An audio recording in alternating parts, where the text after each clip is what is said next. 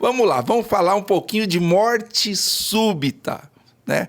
Quem não teve aí um amigo, um parente que teve a tal da morte súbita? Marcos, qual que é a definição de morte súbita? Então, Marcelo, a gente tem duas definições que são conjuntas de morte súbita. Aquela que é mais simples, que é a da OMS, né? Que é aquele evento, que é a morte. Vamos falar aqui muito das mortes de origem cardiovasculares. Né? Vamos esquecer afogamento, esse tipo de coisa, que entra em outro coisa.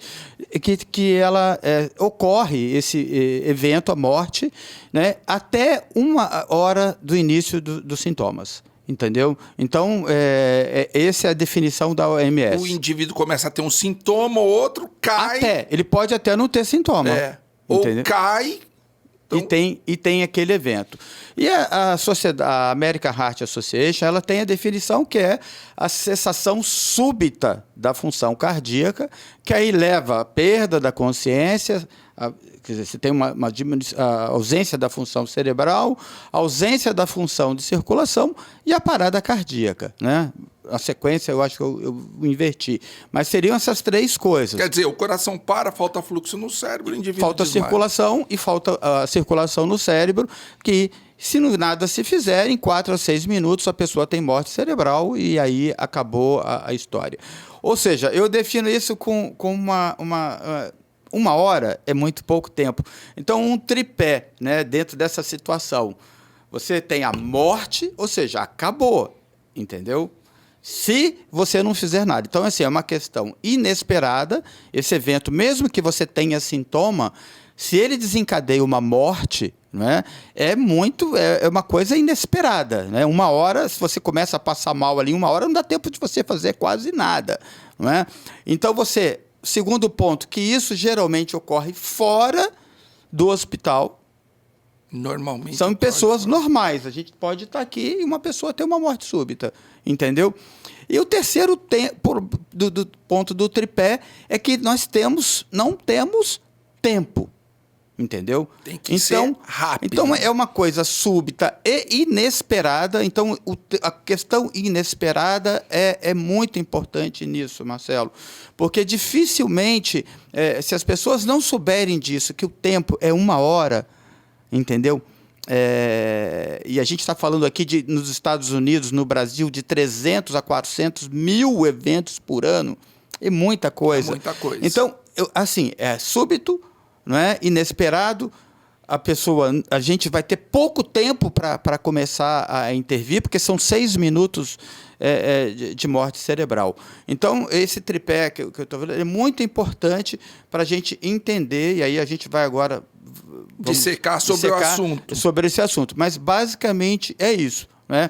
A SOBRAC, que é um dos braços da Sociedade Brasileira de Cardiologia, a Sociedade Brasileira de Arritmias Cardíacas, ou seja, a gente define por regiões a sociedade e por áreas. Né? Tem a área de imagem, da qual eu faço parte, tem a área de arritmias, que é a SOBRAC, e ela fez um vídeo interessante, né? Que eu te mostrei, que é a questão inesperada.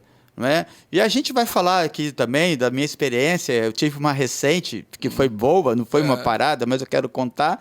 Então, a pessoa, ela cai, um vídeo que a SOBRAC tem, que a gente pode depois mostrar, uma pessoa caiu ali e ninguém... foi uma montagem. Né? E um foi cara muito que estava normal, entrou normal no aeroporto, estava ali, de repente, pimba, cai. Inesperadamente, né? E aí, ele nem manifestou assim uma dor, um mal-estar e tal, simplesmente caiu. Né? Então, ele pode ter manifestado, ser 1 minuto. Tá? Então, é até 1 hora, ou seja, ele pode ter durado esse sintoma dele 1 minuto, 2, 3, ninguém sabe. Não é? Marcos, e o indivíduo que amanhece morto? Foi dormir bem e amanhece morto. Pode ser considerado como morte súbita? Então, até 24 horas, essa é uma definição da OMS. Se ela não for testemunhada, até 24 horas da última pessoa que viu. É considerado também morte súbita. É considerado. Bom. Tá. Então, são esses dois. 1 hora e 24 horas para quem não testemunhou. Esse exemplo do aeroporto que eu mandei é muito interessante, que é um senhor obeso, né, que entra no aeroporto, entra falando no celular, e em 30 segundos ele parece que começa a passar mal até que ele realmente cai. né? Então, essa é a morte súbita clássica, né? E aí a gente vai falar mais disso aqui. Agora, o cara que é encontrado morto, até 24 horas de alguém, eu vi ele... Ele foi dormir bem, ele morte estava súbita. bem, conversou comigo e amanheceu morto. Isso, até 24 horas é considerado morte súbita pela OMS. Você falou da incidência aí, né?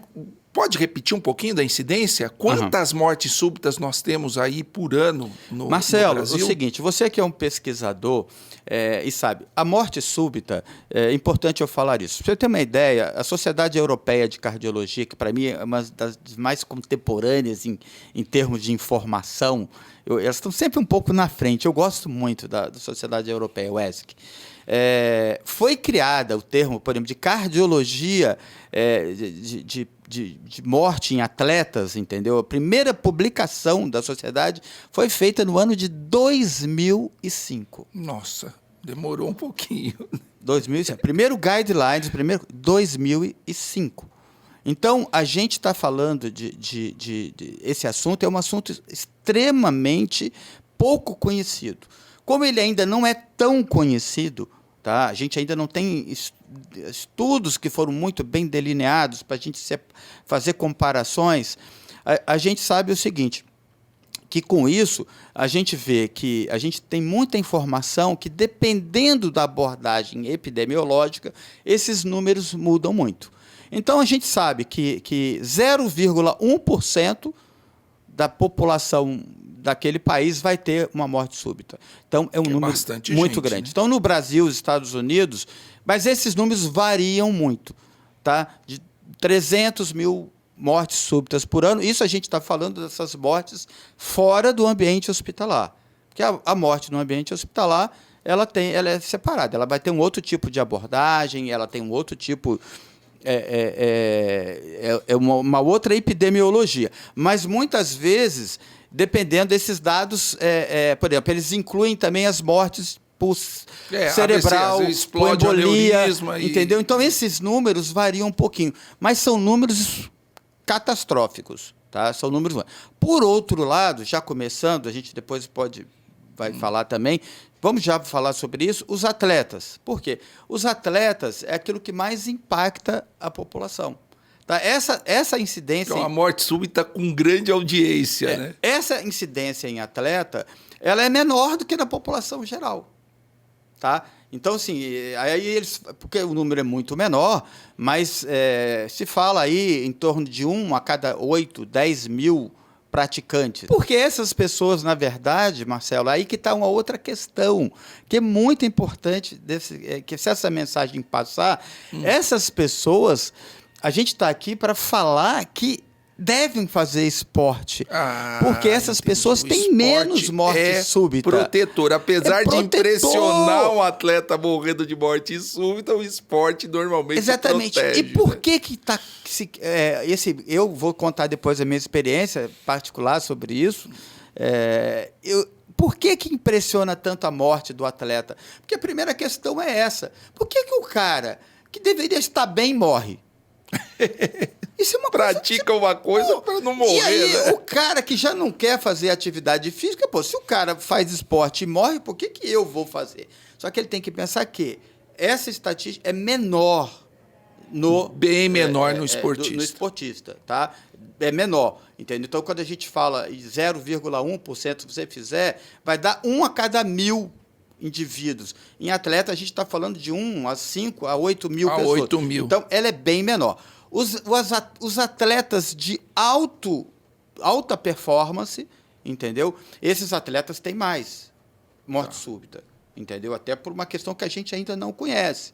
Tá bom? E atletas que usam drogas, aí é outra história. Quer dizer, vamos falar do esporte saudável, que é protetor. Exatamente. Então, o de alta performance já é um pouquinho mais perigoso, e aquele cara que usa droga, que usa anabolizante, então, etc, pessoal, etc, façam esporte. O esporte é protetor. Está provado, mais do que provado, que a atividade física regular, ela é cardioprotetora. As pessoas vivem mais, isso está provado, isso não tem discussão. E aeróbica, né? Olha bem, Marcelo, ela tem que ser uma atividade, cada pessoa tem que fazer um tipo de atividade. A gente hoje, eu atendo muitas pessoas com 90 anos de idade. Então, que estão muito bem, sabe? E eu tenho mania de perguntar para essas pessoas qual é o segredo. E as respostas são as mais variadas. Eu já tive resposta... Bom, isso é outro assunto de outra aula. Mas o que eu gosto de frisar é que essas pessoas precisam fazer também algum tipo de atividade. Tá? E elas, com certeza, devem ter feito. Então, fica essa primeira mensagem, que a atividade física é boa, mesmo em quem é doente. Bom, o Marcos Valério, ele é o quarto a falar isso. Podcast, complicações neurológicas da Covid, atividade física. Menopausa, atividade física. Paulo Campreger falou sobre oncologia, atividade física. Ou seja, atividade física saudável é protetora.